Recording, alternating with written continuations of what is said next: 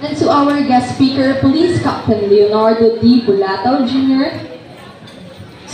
school administrators, teachers, barangay officials, visitors, parents, co-graduates, ladies and gentlemen, a pleasant morning to all.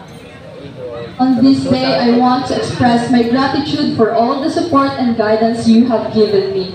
I would not have achieved this without your help and love. Hindi biro ang pag-aaral, hindi rin ito madali. Naniniwala ako na lahat ng gantimpala, lahat ng sertipiko at lahat ng medalya ay may iba't ibang kwento. It is not just simply studying, but it means winning. Winning the battle of emotions, mind, and unending sleepless nights. All dreams can come true if we have the courage to pursue them. Lahat ng pangarap ay maaaring matupad kung tayo ay may lakas na loob na ituloy ito. This is a quote from the most famous pioneer of animated cartoon films, Walt Disney. Talking about dreams, at the beginning of my high school life, I was just a dreamer.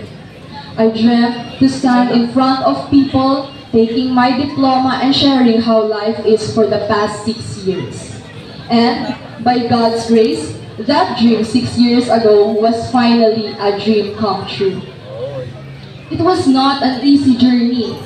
It was like a roller coaster ride and an adventure in a complete darkness. Naalala ko nung bata pa ako, hindi ko kayang tumanggap ng pagkakamali. A simple mistake can already break my heart. Pero nagbago ang lahat nung nag-high school na ako. I want to let you know that this Jaira in front of you failed once. I already failed big time.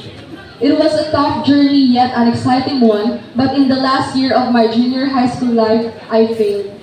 Napabayaan ko yung pag-aaral ko. Hindi ko sinasabi na masama ito, but instead I want everyone to keep in mind that one of the key to success is failure. Because each mistake teaches us something. Hindi natin mararating ang tagumpay kung hindi tayo natututo sa mga pagkakamali natin.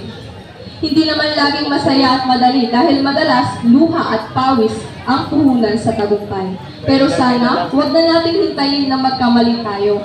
Huwag na nating hintayin na mabasa tayo sa ulan bago tayo sumilong.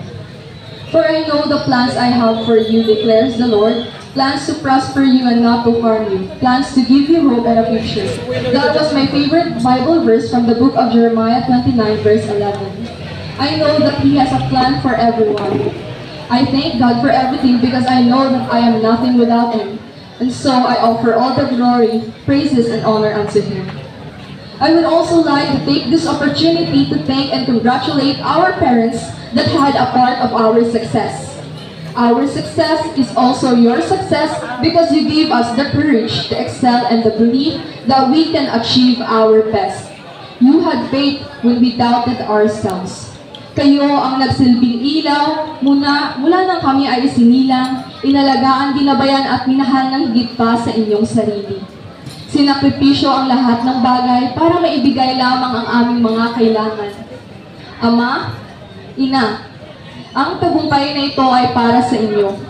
Hindi pa man namin masuklian ang lahat sa ngayon, ngunit balang araw, ipaparanas namin ang magandang buhay na nararapat sa inyo. Hugs to all hardworking parents. You are our heroes. To our school principal, Dr. Samuel P. De La Cruz, under your guidance, our school has thrived academically and socially. Your innovation approach to education and your unwavering support for activities has enriched our students' experiences and personal growth. Your ability to inspire and motivate has empowered and valued everyone to achieve their best. Thank you for your hard work, passion, and dedication. Our school is a better place because of your leadership, and we are truly fortunate to have you as our principal in the last school year of our senior high school life. To our teachers, our dearest advisor, Mrs. Estrelleta Virueda, who taught us a lot of things, not only the lessons in our books, but also real lessons in life. Thank you for being a parent, a teacher, and a friend. Your guidance and love will never be forgotten. Even in a short period of time, you made us feel how to be loved. Thank you for taking care of us like your own. We will treasure all the memories we had since the first day we met. To my parents who are hundreds of miles away, my loving family, and to my very caring mom. Today, as I stand on the cusp of a new chapter in my life, I want you to know that this achievement is as much yours as it is mine. Every step of this journey has been possible because of your love, your guidance, and your unwavering support. I am who I am today because of you, and I will carry your lessons and your love as I move forward. Thank you for being my parent, my mentor, and my biggest supporters. I am deeply grateful for everything you have done.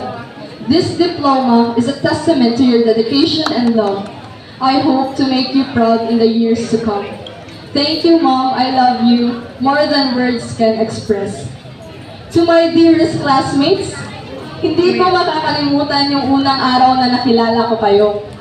Yung mga oras na nilapitan niyo ako at kinausap at naging mga mabuting kaibigan. Thank you for the laughter, joys, happiness, sadness, tears, dramas, and those picture-perfect moments. We may not be related by blood, but we had a big part of each one's heart. As we stand here on the brink of a new chapter in our lives, I am filled with the gratitude for each and every one of you. Throughout this journey together, you have been more than just classmates. You have been friends, confidants, and companion in this adventure. Para sa atin, sa ating pagkakaibigan at sa mga magagandang kinabukasan na naghihintay sa atin. Maraming salamat mula sa kaibuturan ng aking puso. I will miss every tara ice coffee tayo. Saan ang practice at guys, wag malilate moments.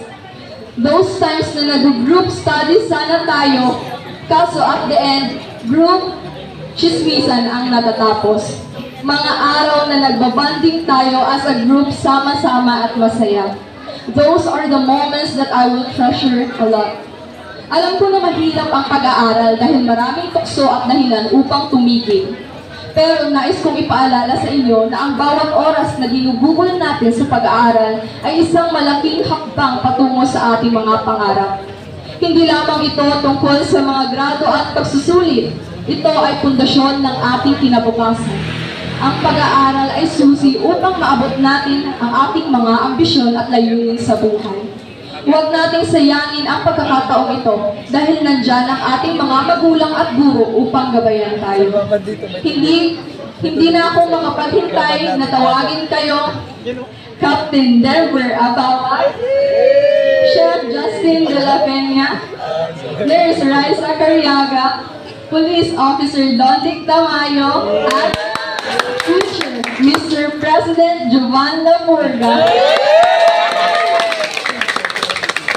Time flew so fast. A few minutes, we are officially leaving our alma mater, and we will be living a new chapter of our life.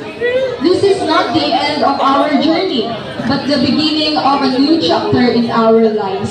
The challenges and successes we will achieve will be a testament of our dedication and self-love. Once again, thank you. Let us continue to work together and succeed in the future. Congratulations and long live Batch 2024. Thank you, Joyra, for that very heartwarming